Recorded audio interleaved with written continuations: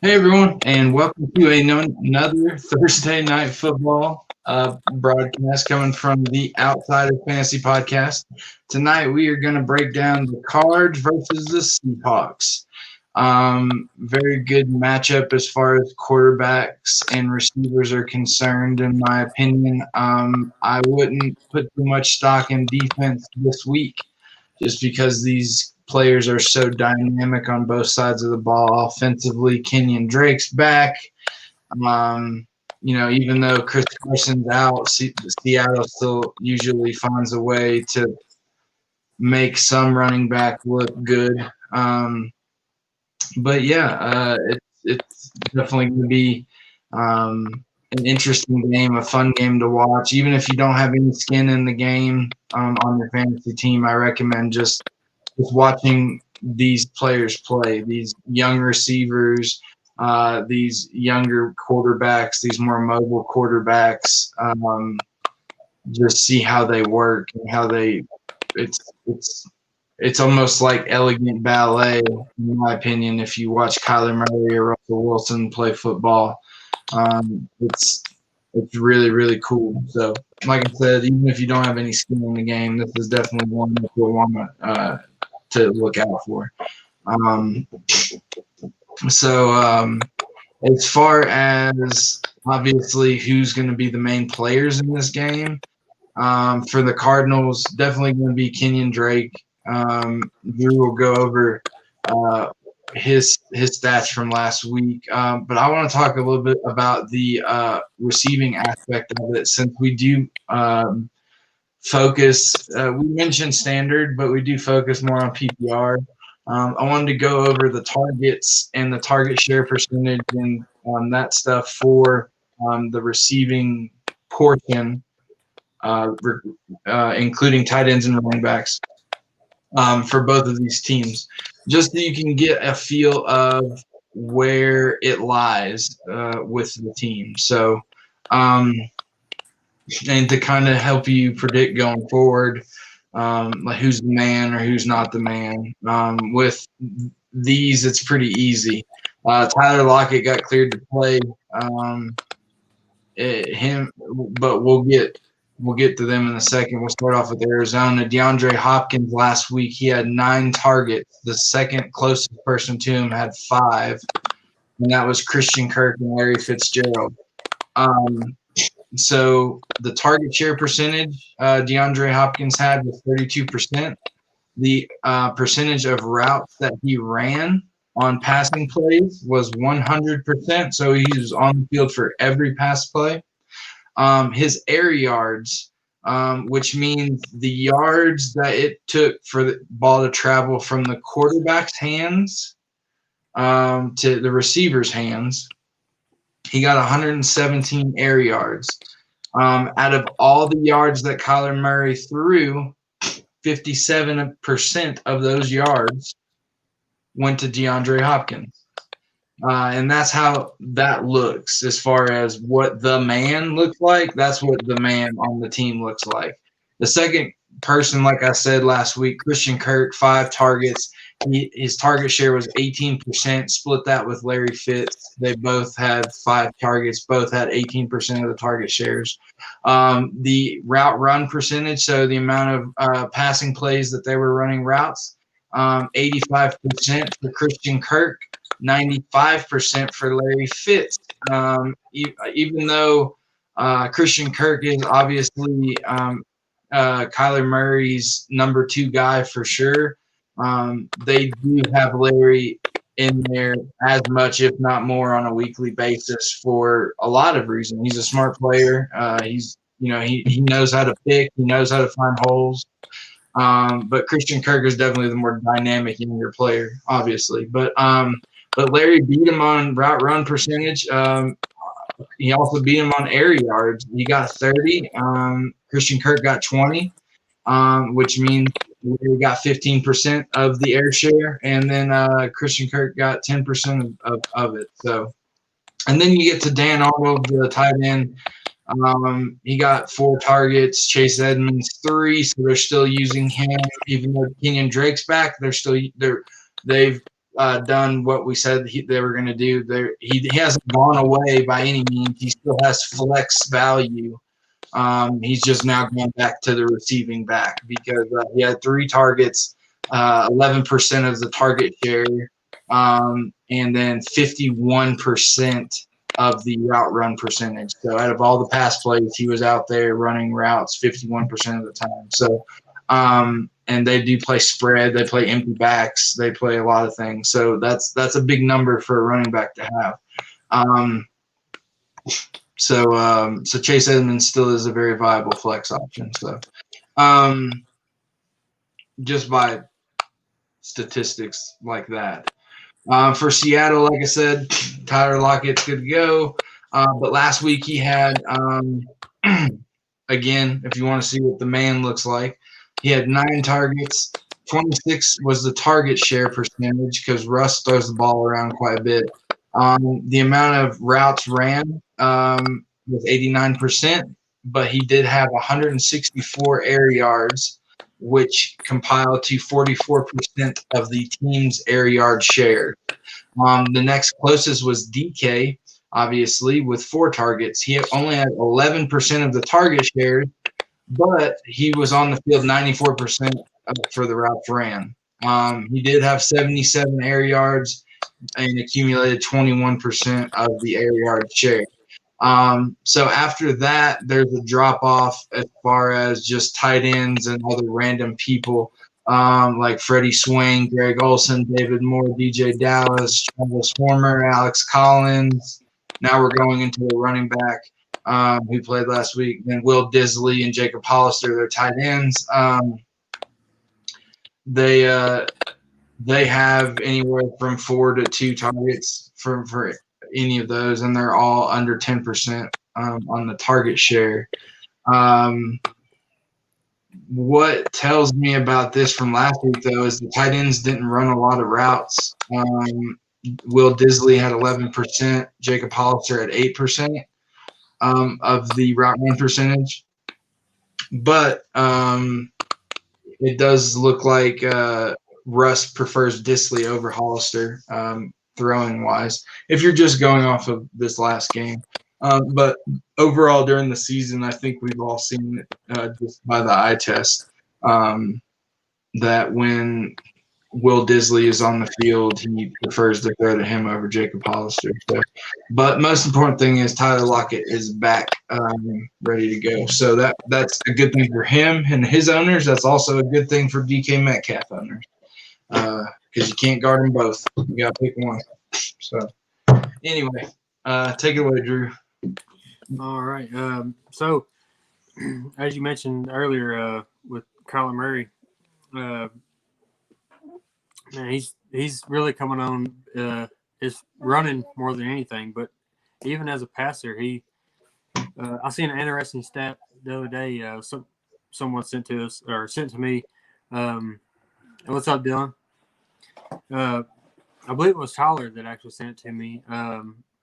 His numbers through the first 8 weeks or 9 weeks or whatever it was at the time, his numbers are better than Lamar's were last year, and Lamar won the MVP. So, and his numbers were killing Lamar's numbers. So, but last week he had 245 yards, a touchdown, an interception, and an 88.7 passer rating.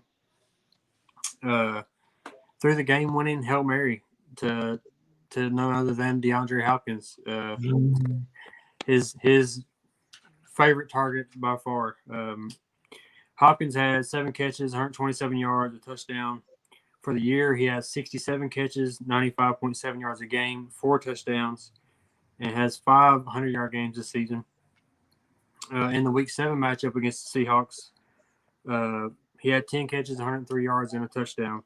And Kyler Murray also showed up that week too with 360 yards, 3 touchdowns, interception, a 104.5 rating. He also had 67 yards and a touchdown on the ground, leading them to an overtime win that last game. But also, do not sleep on – sorry, one thing real quick. Don't sleep on Christian Kirk, guys, because if you remember their matchup, and forgive me if you were just about to say this, Christian Kirk actually put up 2 touchdowns against the Seahawks in their last matchup. Yeah. Sorry if I just stole that from you. No, you're good. Yeah, for the year, Kyler Murray's averaging 67 yards per game on the ground, 6.9 yards a carry, which is first, and has 10 touchdowns, which that's insane numbers for a quarterback. But He's won 5'9". Yeah, at 5'9". 5'9". Yeah, he's making Doug Flutie proud right now, for sure. My wife is 5'9". Like it's so hard to look at her and see that running around throwing touchdown passes. That's ridiculous. Yeah. Anyway. And as you said earlier, Kenyon Drake came back last week, had 100 yards, 6.3 yards a carry. So that just adds even more to that running game that they have there. Seattle has fared well against the run, allowing 3.7 yards a carry, which is 4th in the league, 95 yards a game, which is also 4th in the league. Yeah, and which brings me to my next point. Their pass defense has not fared very well at all. In fact, they are the worst in the league as far as yards given up. So, I don't know. We've been talking about, or at least I have. I've been talking up Jamal Adams all damn year, but he can't. I don't know what. Even when he was in there, he played the first 3 games. He gave up. Like it's like he never played football before, bro. Like the Jets don't look so stupid. They actually, with him in there, they've actually given up more yards with him in there than without him. It's all of a sudden, Adam Gase does not look ridiculous anymore. Yeah. So I mean, he does, but not for that move. Yeah. But yeah, as I said, they give up the most yards in the league at 353 yards per game and a 98 passer rating. On the other side, Russell Wilson he's came back to earth a little bit. He's threw 7 picks in the last 4 games. That's 2+ interceptions in 3 of those 4 games. And one of those 3 games was against the Cardinals, in which they picked him off 3 times in that game. All those 3 games, they were all losses. So, yeah. And I think part of his struggles is their lack of running game, with Hyde and Carson being hurt the last few weeks. Carson for the year is averaging 4.9 yards a carry, only 53 yards a game, but it's the key moments that matters, I guess, as far as that goes. And he may be the key to getting him back on track whenever he can come back. As far as I know, he will be out tonight. And in those games, they lost 3 of the 4 games that he missed time in, and the one of those 4 was against the Cardinals in that overtime win. So, or overtime loss. I'm sorry. But the Cardinals are giving up 4.5 yards a carry for the year and 120 yards per game, which is 16th, so kind of middle of the pack. So maybe they can get something going with Hyde in there. The Cardinals' pass defense has been a tough matchup for most teams, giving up a 91 rating, which is 10th in the league, and around 250 yards a game, and holding quarterbacks under 7 yards per attempt, and a completion percentage in the low 60s. So I look for them to try to take advantage with Russ's athletic ability, running wise, and Hyde. Yeah, absolutely. Oh, Dylan, no, bro, you can't back out now. You said you was gonna put hot sauce on it. Hot sauce, not hot sauce. No, hot sauce, bro. Like I'm special ordering that from something. Watch Hot Ones, the wing hot wing internet show. I'm gonna order one of those sauces. Speaking of the one chip challenge. Well, maybe fly to Tennessee and shove it down your throat, Dylan. I'll do it. Speaking of that, in case any of y'all haven't seen, once we get to 700 followers, that will happen. Me, Chad, and my little brother Dylan, as you just saw, will be doing the one chip challenge. Me personally, I don't know about the other two guys. I've been training night and day. Literally training every morning. I'm so proud of you, man. Like you taking this seriously. I've been eating ghost pepper burritos For breakfast. Yeah, for breakfast. And then just, going to work. Anything hot lately, I've been eating it. So. My goodness, dude. How do you go to work after eating a ghost pepper burrito? No, honestly, I don't know. To be honest. Oh my God. Uh-oh. You getting called out. Getting called out. If you want, you can post the picture that I've sent you, John. Yeah. For I will facts. say, can attest, I have a picture of a couple of ghost pepper burritos that were sent to me. And they made my stomach hurt just looking at them. I've been eating hot tamales, authentic hot tamales from some people at work that they have them delivered, like their family makes them. So I'm taking this serious. So what you're saying is you got a training crew now. Like you got like your boxing corner. Yeah, me and my camp have been. My camp is really good. So when we get to 700 followers, I am ready. Tuck a towel in there and everything. Oh my gosh. Oh, I'm dying. Okay, hold on. We got a question. So Lockett or Thielen in a half-point PPR? I would say Lockett because Justin Jackson is. I know DK is good too, but DK's been the one to stop here lately, and not that Lockett is. He's healthy. He's got his good to go-ness, or whatever you want to call it. I see him and Russ hooking up a whole lot.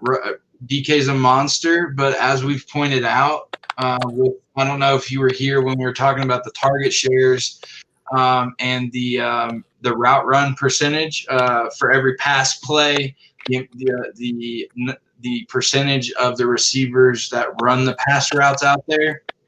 For instance, last week DeAndre Hopkins had 100% of the route run shares. So every pass play, he was out there running routes. Tyler Lockett was significantly higher than DK Metcalf. And it's been like that on a yearly basis, on the whole season's basis. Thielen, granted, he is the consistent receiver to have, but he's splitting with Justin Jefferson, who I think just it wasn't a record that he set, but he's had the most. Gosh, I wish I had. Oh my God, I'm feeling dumb. Anyway, in the past 7 games, Justin Jefferson has done something really, really well as far as yards wise. And with a half-point PPR, it's basically standard. But with that little bit of edge to it. So since Thielen, if it was a full-point PPR, it would be a little bit harder of a pick for me. But because it's that half point, they're going to be throwing to Justin Jefferson a lot, like they do. He's a big play guy. So Adam Thielen's targets are not as important because of that half point that's run away. Tyler Lockett, on the other hand, gets targeted a crap ton. He's Russ's main man. He loves him. So that's where your half-point PPR really becomes that X factor in your games, because it could half-point PPR, depending on who you pick and who's on your team, it could easily turn your team into a standard team versus a PPR team. And Lockett is one of those people, one of those players that does that, like Mike Evans or Antonio Brown back in the day, or DeAndre Hopkins. Those receivers turn your half-point PPR team into an actual PPR team. And if you have people like Christian Kirk or Kenny Golladay or Justin Jefferson, things like that, yeah, you'll get big plays, but you basically turn your team into a standard team. And what you want is a PPR team playing standard teams because you get extra points, obviously. You're not dumb, but I'm not trying to talk to you like you are.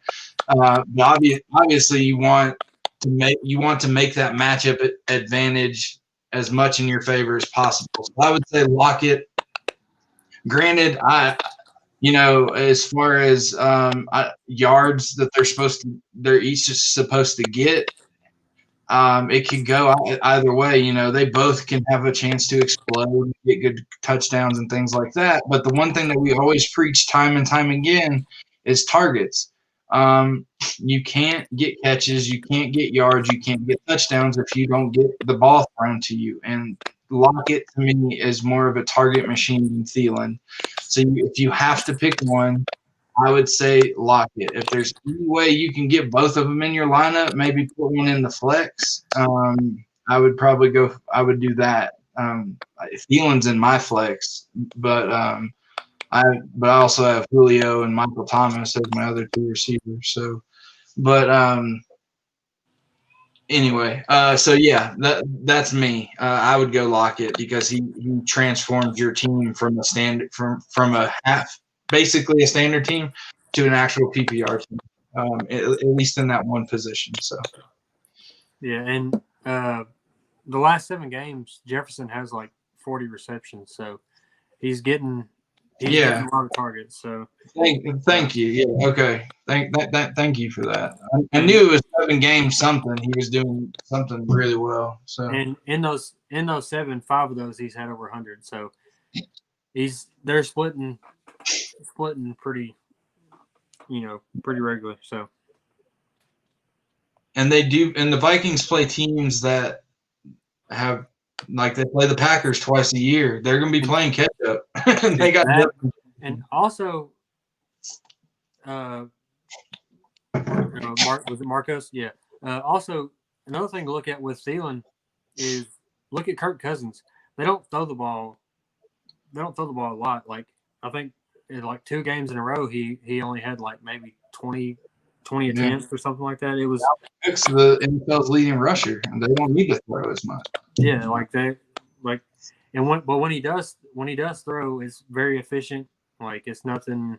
It's going to be high percentage throws for Cousins because he's had that problem of interceptions. So yeah. And then on the other hand, and to Drew's point with that, on the reverse side, Marcos, the Seahawks they're struggling to find a running game right now.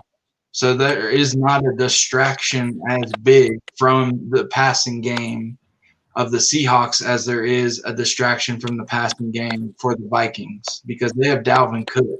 And if you have Dalvin Cook and he's just running people over, running around people, he also catches passes too, so he's cutting into the target shares of those other 2 wide receivers. So Adam Thielen's having to split time between Kyle Rudolph, Justin Jefferson, and Dalvin Cook's passing plays and Dalvin Cook's running plays. Tyler Lockett, he's sharing with a few Will Disleys. DK Metcalf is probably his biggest competition, but if you look at their targets, it's not really a competition, and they're still struggling to find a backfield. Sometimes they'll have one, sometimes they won't, but it's mostly Russell Wilson running around trying to find Tyler Lockett. So. Yeah, I was just going back and looking at Cousins' stats. The 2 games I was talking about, one game he was 11 of 14, and then the next game he was 13 of 20. So not a lot of targets to go around at all in those games. Which the last game against the Bears, he ended up throwing 36 times. But if you go back and look at his stats throughout the season, anytime that he's got into that like 25 or more, that's when he's thrown his interceptions. So that's just another thing to look at when you're looking at especially the Vikings receivers. Yeah. So good question, Marco. Thanks for the like. We appreciate it, buddy. Anytime. Just feel free. We don't even have to be on a show. Just message us or message our page. Write a comment on something. We'll get it. Yeah, no problem. Yeah, I'm gonna put you on the screen.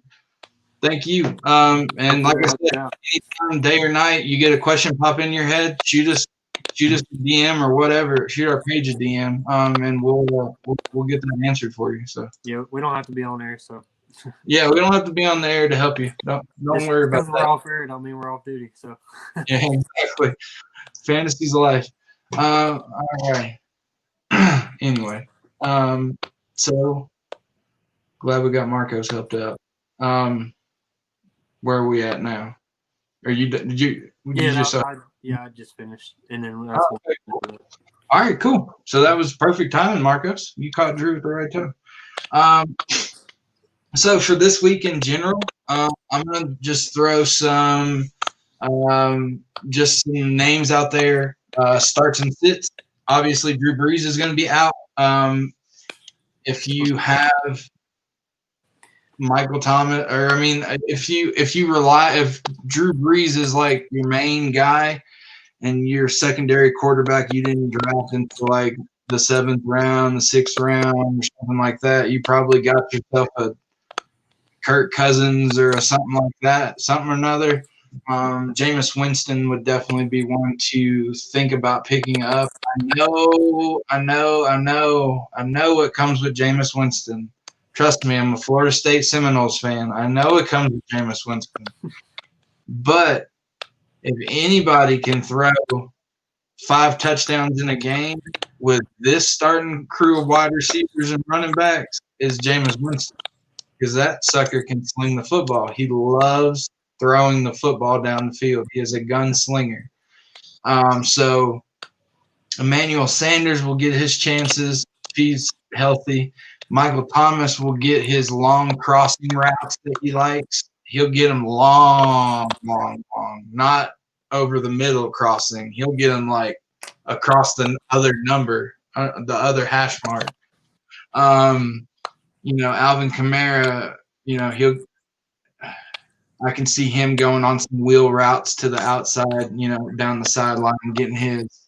Also, another person that I would possibly flex if you have a deep league, or if you want to do something cute that might pay off and make you look like a genius, get Taysom Hill. Taysom Hill plays quarterback, but also Taysom Hill is one of those rare players on fantasy. Drew, if you wouldn't mind looking up on Yahoo what his position is listed as, there are some people that get double listed. Last year, the Steelers running back Samuel, he also played tight end sometimes, so he had a double listing of tight end and running back. So if you can put a running back in a tight end position, why wouldn't you? Because you get those tight end plays that he does sometimes play, but then you actually have a running back as well contributing in that spot. It's like a human cheat code, and Taysom Hill is that way. You can flex him, but then you'd be wasting your flex in a way. Because if he's listed, I know in ESPN he's listed as a tight end and a wide receiver for whatever reason. So if he's in Yahoo something different. Yeah, Yahoo, they do have him as a quarterback. So just still a quarterback? Yeah. All right. Well, then I apologize. It depends on what league you're in. I mean. Yeah, but if you do have a league where Taysom Hill is double listed, definitely snatch him up and put him in the secondary list. Like I said, in ESPN, I saw earlier this week he was listed as a tight end and a quarterback. I would get him if you don't have, unless you have like a good tight end. I'm not saying sacrifice Travis Kelce for Taysom Hill, but like if you're running with, I don't know, like whoever you're streaming tight ends, like I sometimes do, I'd try him for a little while, put him in there at tight end. You also get his QB plays, you get his running back plays, you get his sneaks, you get his wildcat, you get all that stuff. His returns, sometimes he punts. You get all that out of a tight end position, and then you can flex somebody else because usually Taysom Hill would be the flex, something, But anyway, so Jameis Winston, is somebody worth looking at with the type of receivers that they have. So Ben Roethlisberger, again, start.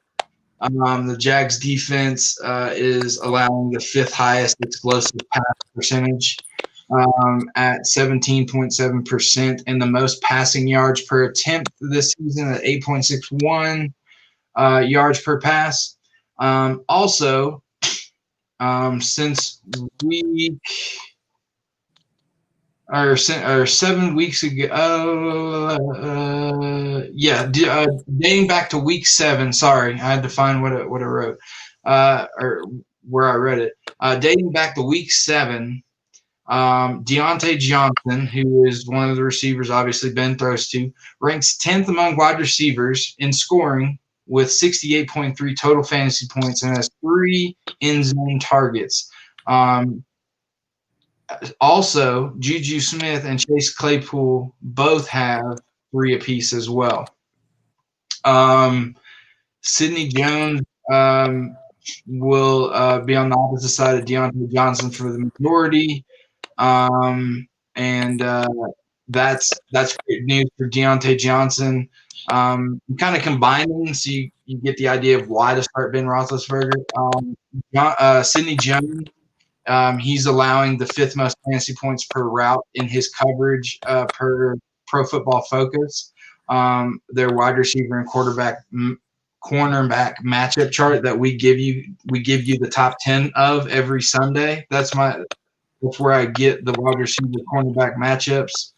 And I always tell you these are the best matchups. They might not always produce the best amount of points, but they're the best matchups. That's where I get this from. So like I said, Ben is definitely a start this week. One of his favorite receivers this year. He's going against one of the best allowing points cornerback that you want your receiver to play against if you have Deontay Johnson. Yeah, so Ben, long story short, definitely start this week. Somebody I would actually recommend sitting, don't kill me, but Tom Brady. They are playing the Rams. The Rams' 2 cornerbacks, their duo, Jalen and what's his face, the other guy. I love Jalen. Again, I'm a Seminoles junkie. So anyway, they held DK Metcalf to like 2 targets or 2 catches or whatever, and like 11 yards. It was something ridiculous. They just absolutely buried DK Metcalf. So with saying that, I also would not recommend starting Mike Evans either. Granted, there is an old, not old, but there's a famous saying that does prove true a lot of the times. You start your studs. That you have to consider, like we always say, context. On Tampa Bay's roster, there's a lot of studs.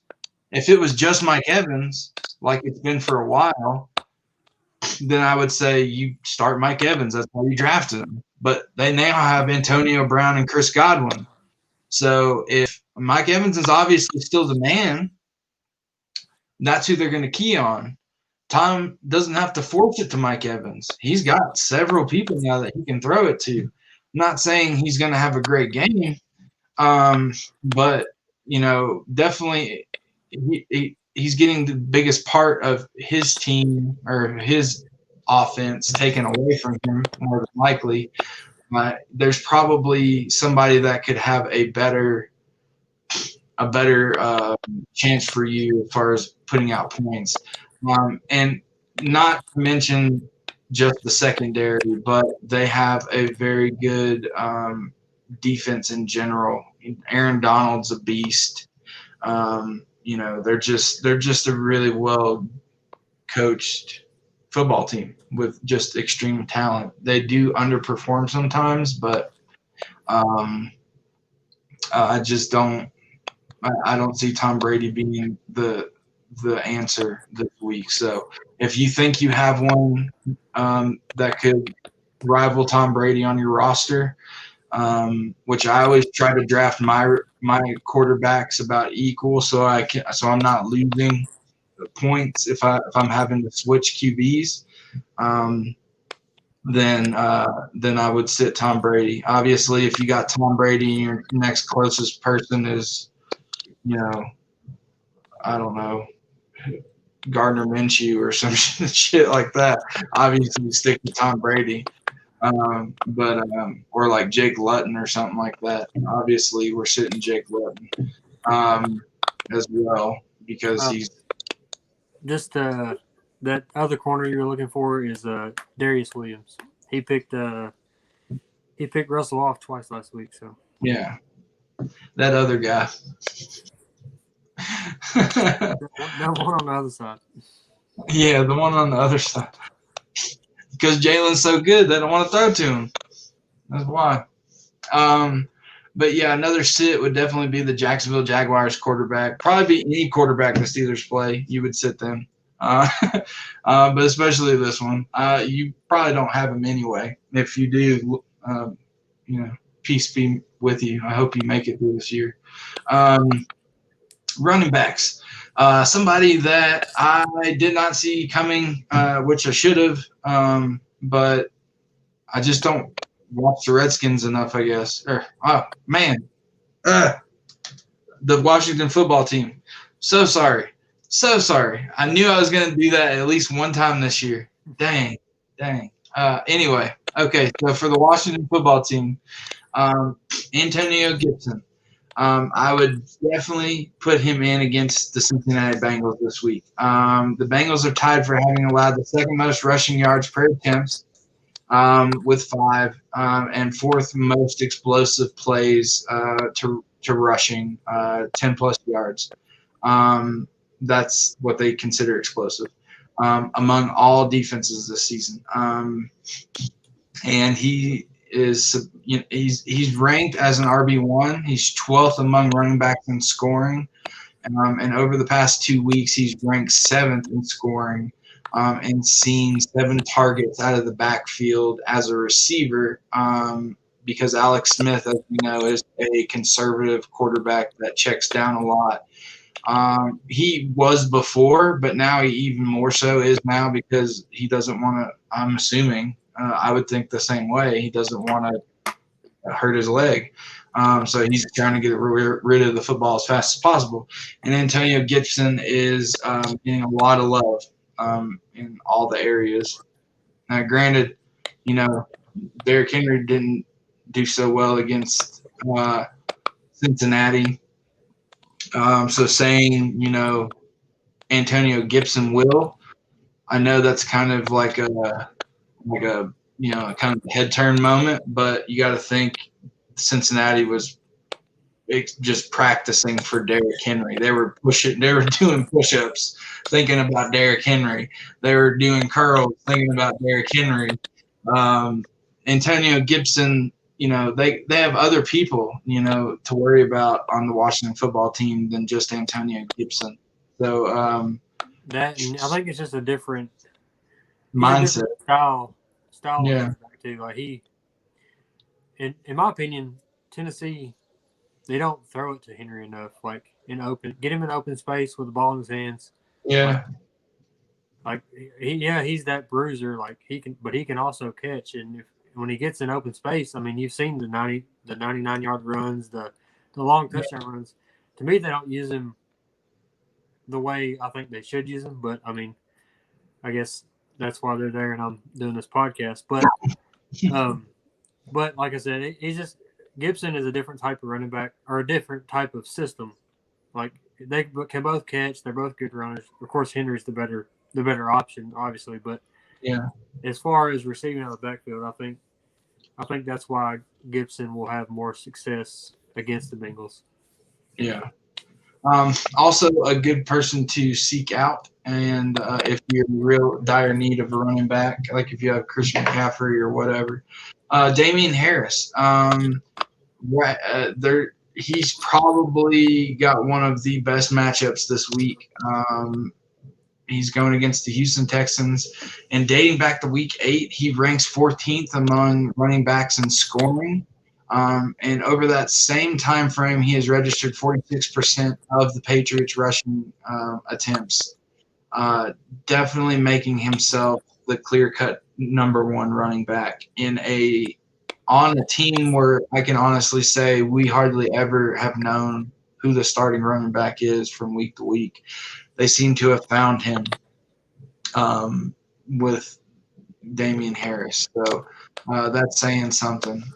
And he's got a good matchup. He's going against the Texans. So if you need somebody, at least in the flex or running back two or something like that, definitely he's one to look at.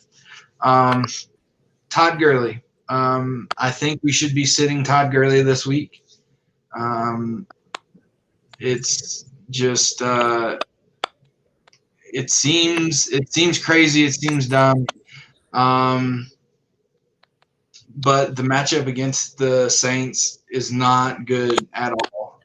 They've allowed the fewest rushing yards per attempt at 3.3 yards per carry, the fewest explosive plays rushing with only 14 this year, and the fewest rushing touchdowns. They've only allowed 5 for the entire season. So even though he has 9 rushing touchdowns,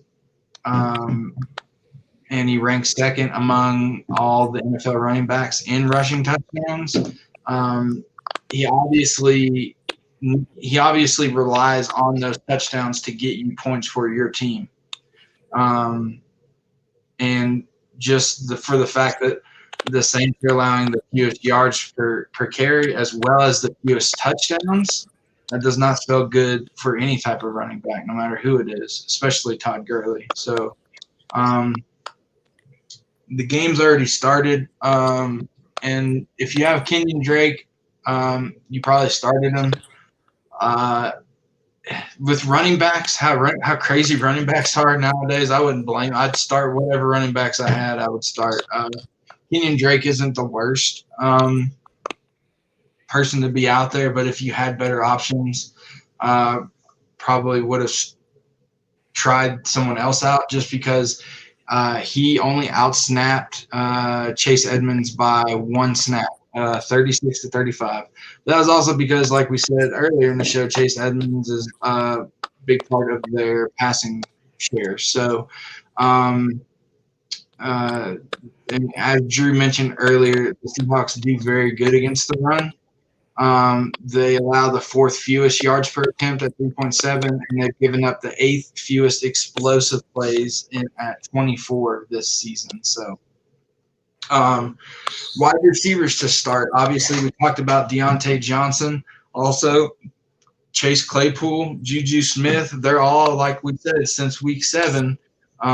They're all tied with end zone targets with 3 apiece. And Deontay Johnson ranks 10th among receivers right now since week 7 with 68.3 total fantasy points. So he's definitely a start for me this week. We talked about Tom Brady and Mike Evans, how we probably should not start them if we have people that can rival them in production. Granted, they always are going to have high ceilings, but if you have Chris Godwin at your fingertips, he would be more of a starter in this game to me than Mike Evans would be. Mike Evans, I would probably pick more than Antonio Brown still, because I think it's going to take a little while for Antonio Brown to really pick it up. I think that should be more of a grab and stash for people that are pretty confident that they're going to make it very far into the playoffs, if not the championship, because I don't see AB really getting those, 10 targets, 8 targets, 70-yard, 80-yard, 100-yard games, a couple touchdowns until like the last few games of the season or something when they're gearing up for the playoffs and stuff. So, but yeah, Chris Godwin, he finally appears to be healthy, and during week 7, 9, and 10, he ranks 17th in scoring among all receivers with 48.3 points. And he falls just outside the top 20 in targets with the 21st amount. It also speaks to how efficient he's been. He's been able to pull in 18 receptions on 20 targets over those 3 games that he wasn't hurt. While the Rams, as we did say, they have a dominant secondary, they have one suspect spot in their secondary, and that's their nickel corner for Hill. He's allowed 75% completion percentage and 380 receiving yards in coverage this season. So Chris Godwin, definitely a start, because if anybody's going to attack that nickel corner spot, it's going to be him. So those are my 2 starts for this week, the receiver big starts. Sit, like we said, Mike Evans. Another sit would be AJ Green. Even though he does have nearly the same amount of targets as Tyler Boyd and T. Higgins, he doesn't have the same amount of fantasy points by far.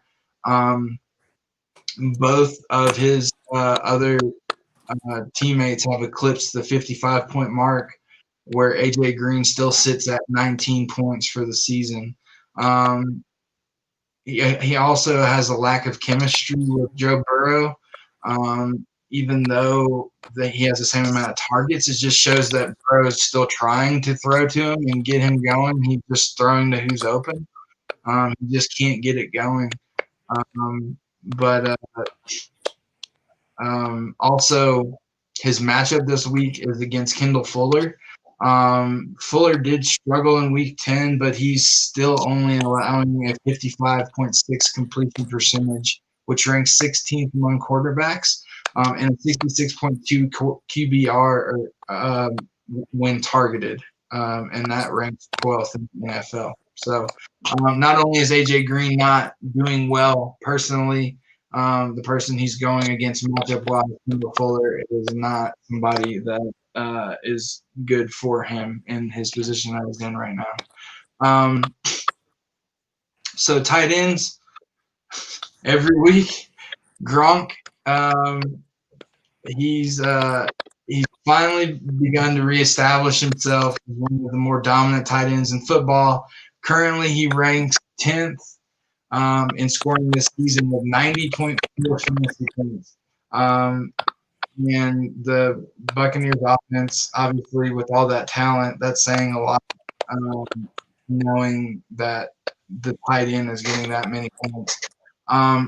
Even though the Rams' cornerbacks, their secondary is dominant, they've allowed the 18th most fantasy points to tight ends. So if there's a weak spot, that's where it's at in the Rams' secondary. Also, a start would be Dalton Schultz for the Dallas Cowboys. Drew lit up right then. He knew he would. He, as we all know, he didn't start as the starter, but he's managed to put together an impressive season despite everything.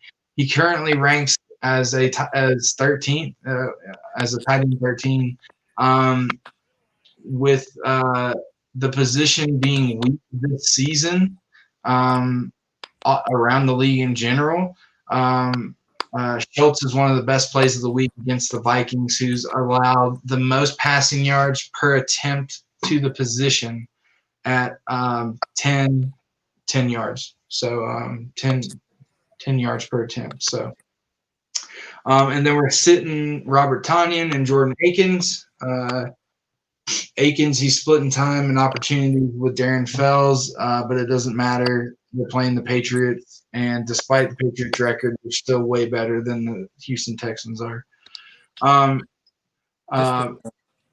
Yeah. Didn't mean to cut you off. Just a quick score update. Seahawks just scored Russell Wilson to DK Metcalf. So nice. Points for both of us. Are we playing this week?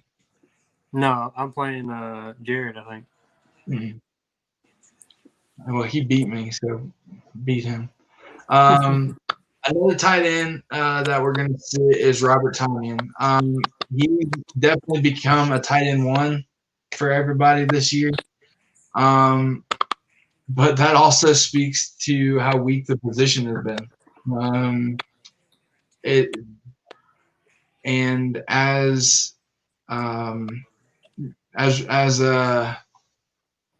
Pro Football Focus states, and they're right. It's not to take anything away from Tanyan because he's put up hell of a numbers. He's a hell of a player, but last year, 2 years, 3 years ago, we had Kyle Rudolph going for 1,000 yards. We had Gronk going for 1,000 yards. We had um, uh, Jimmy Graham going for 1,000 yards. There were Travis Kelce going for 1,000 yards. I mean, there's just monsters at tight end. Now they've just shrunk. They've just gone away. But Tanyan is playing. They're playing against the Colts, and the Colts have allowed the fewest points to opposing tight ends and have yet to allow a single touchdown, not once, this entire season to any tight end in the NFL that they've played. So, despite how well he's been doing in his 5 touchdown games and all that other stuff, and as good as Aaron Rodgers is, hi Addie. Hi Addie. As good as A-Rod is and all that stuff, I if you got someone better, I wouldn't test the waters with Indy. Being a Titans fan, I know what they're capable of, unfortunately. So the two, and we'll finish it up with defense. Two defenses I would start would be the Chargers. They're playing the Jets, so any team that you play the Jets, you probably want to start their defense. So that's a simple explanation. Cleveland Browns would be the other one. They're playing a team that could not possibly be more mistake prone than Philadelphia Eagles. The Browns do take advantage of those opportunities. They are really underrated, I think, in taking the football away from teams. Myles Garrett also is a hellraiser, and if he can get to Carson Wentz, he can cause some problems as far as fumbles or bad throws or something like that. So, Browns would be a good team this week for sure. Teams to sit. The Cardinals, obviously, as Drew just showed you with his scoring update, because Russell Wilson, DK Metcalf, and Tyler Lockett are dangerous if you don't have a complete shutdown team, like a shutdown secondary like the Rams or somebody has. So, also, just to play off of that, even Carlos Hyde, which you mentioned him earlier, that he would be a big part of this game. So far, their first drive was 6 passes, 6 rushes, and Carlos Hyde had 4 rushes and 1 catch. So that's, just show you they're trying to get him involved for sure. Yeah, they're trying to add that other dimension in there so they can free up their receivers, I'm assuming. And I wouldn't doubt if they target Disley or whoever the tight end is at the time that they're in the red zone. I wouldn't be surprised if they threw him a red zone target as well to try to just – the name of the Seahawks game is to keep as much attention off their wide receivers as possible because those are the guys they really want to get the ball to. So what they're going to do is spend most of the time taking your eyes off of them by running with the running back, by throwing to the running back, by hitting the tight end. Then occasionally, though, obviously the wide receivers are a big part of the offense, so they're going to get theirs, but they're going to get in situations where they're going to do stuff like target Will Disney in the red zone instead of throwing a fade up to DK or, try to run the ball 4 times in a row when they're at the 10 going in to try to get a rushing touchdown with Carlos Hyde because they know when they do that stuff, that'll open up later in those situations to get to their offense, which is DK and Tyler Lockett. So, yeah, and correct myself. They had 6 runs and 5 passes, and for Marcos, if you're still watching, Tyler Lockett had 2 of those. So hopefully you started him. Yep. like we said, he's turning your basically a standard team into a PPR team. Um, so obviously we're not. You shouldn't start the Cardinals this week. Hopefully you didn't, even though they're already playing. If you did so, another team you should not start on defense is the Las Vegas Raiders. They haven't been very productive in general on defense this season. They sure as heck aren't going to find that spark this week either. The Chiefs, they this is just ridiculous. I can't believe I'm reading this. Again, Pro Football Focus. Big ups to you guys for all the stats that we get. This is just mind-boggling. They rank inside the top 5 in offensive touchdowns, average yards per play, and explosive passing plays.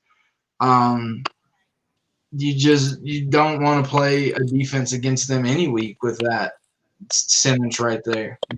That is the biggest killer for defenses in fantasy, and we're in regular life for that matter.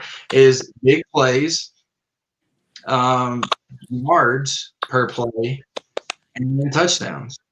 Because in our league, at least, big plays get you extra points on offense. It also gets you extra negative points on defense.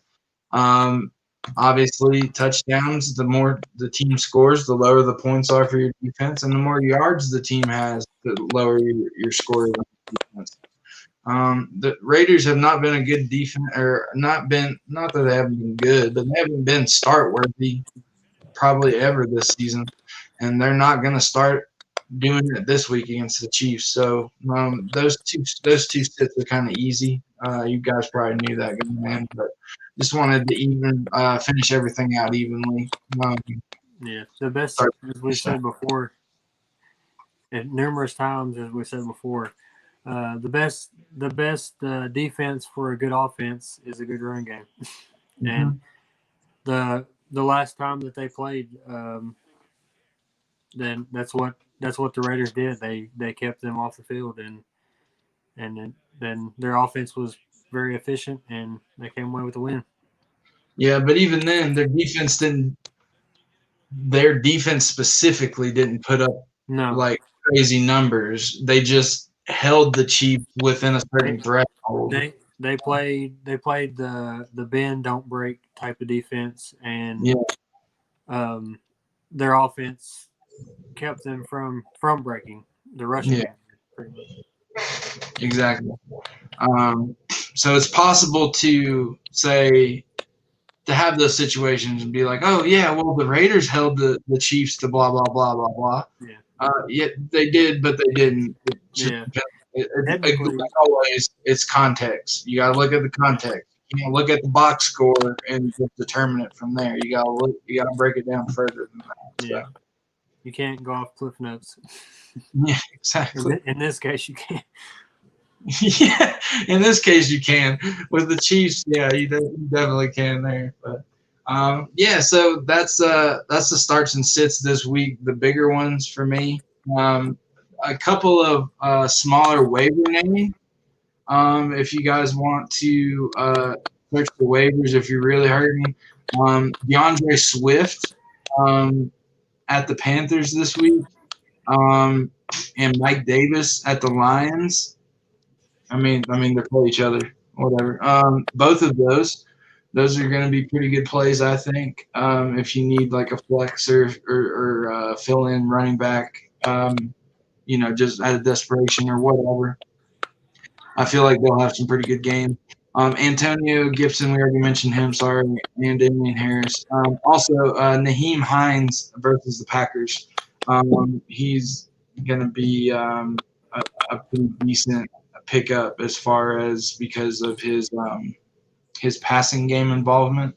And also, he's just really quick. I mean, he looks good with the ball in his hands. And then 3 obvious ones: Duke Johnson, Gio, and Clyde Edwards-Helaire. Those are also going to be obvious starts. So the sits that you probably weren't thinking about, Ronald Jones versus the Rams. Definitely sit him. Darrell Henderson against the Bucks, sit him. Melvin Gordon, definitely sit him. Miami is no joke on defense. You probably don't know any of their names, but I promise you they're not a joke on defense.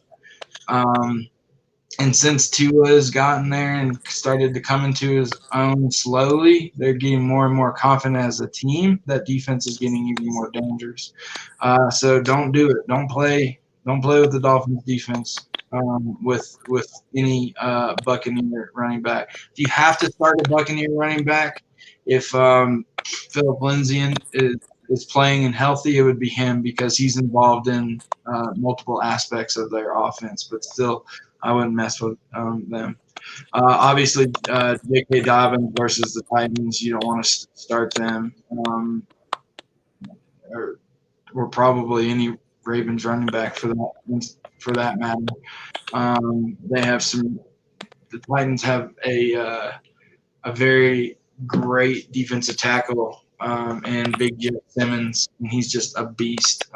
And Titans are usually pretty good against the run. Sometimes they fall off, but they're usually really solid against the run. It's where the pass is where they struggle. So anyway, so those are some big name starts and sits, some small name starts and sits to get you ready for this coming week. So you guys can have a few days to work the waivers, and then so that's all I got. So I will say stay tuned on the page. We will make a post about it, but our Sunday preview show before the wrestling pay-per-view, that will actually be our 50th episode. So we're going to try to come up with something special for you guys to do with us to celebrate our 50th episode. Doesn't seem like we've already done 50 episodes, but it's that was pretty crazy. cool. Yeah, and we've been thinking about it. We kind of have an idea of what we want to do, and we're going to discuss it a little bit more this evening. But tomorrow is our second episode of Wrestling Roundtable. We have a new member joining us. We'll see if we like him or not and keep him around. His name is Jason, and you'll meet him tomorrow. Don't want to spoil what the episode is going to be about. But let's just say it involves one of the most heated rivalries that we never got to see play out fully. And one of the side of the rivalry is Bret Hart. That's all I'll say. But that will be tomorrow's topic for our Friday night wrestling roundtable. And we'll introduce Jason to everybody.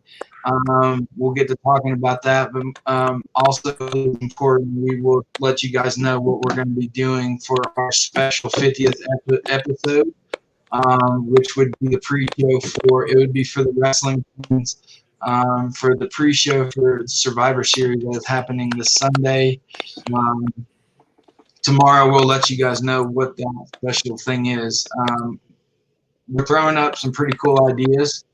So do tune in.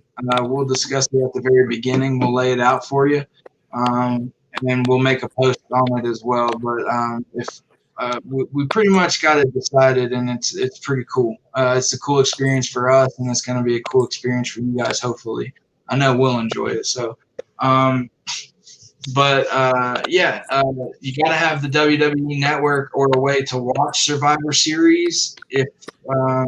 And that's really all I'll say about that. And we'll go into more detail about it tomorrow. So thank all you guys for tuning in. Thank you, Marcos, for your question. I'm glad we can help you. Hopefully it turns out good for you. Thanks everyone for tuning in and continuing to like and subscribe. Hopefully, what's wrong with me? Dylan said, "What's wrong with me? I have a 2-week-old infant, and she keeps me up at night. So I'm running on autopilot right now, to be 100% honest. Basically, Drew just tells me what I need to say before every show. You have a teleprompter. No, I'm just kidding. You can't see it. It's just right here. There's a teleprompter, and then I'm gonna send it to Drew when he has his kid because he's gonna need one. Anyway, but yeah, thank you guys for joining us like always. And tomorrow, we will, like I said, we'll announce what we're gonna do as far as the special event. We're also, what time did we say we were gonna start? At 8 Central, right? For the wrestling roundtable tomorrow. I want to say that's right, but yeah, we'll just say. Chad will confirm. We'll say that, but yeah. So 8 Central, we'll be on here live for the second edition of the Friday Night Wrestling Roundtable, which you guys did not know, but thanks to you guys, was our highest, fastest, most popular show in one day. It just completely overloaded all the other shows that we had. It was insane. So it got the exact response that we wanted.